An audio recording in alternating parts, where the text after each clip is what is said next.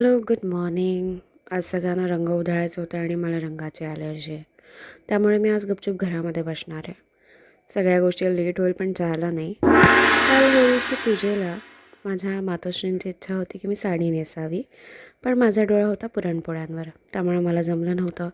So आज वेळ होता म्हणून मग मातोश्रींना साडी नेसून दाखवली आणि डझनभर फोटो काढले आणि संध्याकाळचा चहा या लाडूबाईसोबत घेतला.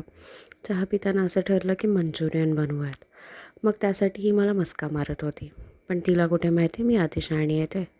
मी फक्त चटणी मीठ टाकली, कणिक ताईनी मळली आणि मंचुरियनचे गोळ्या बालकानी केले. मग त्यानंतर उरलेलं काम तसं केलं मी, पण लोकांकडनं काम करून घेण्यात मजा येते मला. असं मंचुरियन खाऊन झाल्यावरती ह्या बालकानी मला सांगितलं की छान झाले, होणारच ना, मी बनवलं.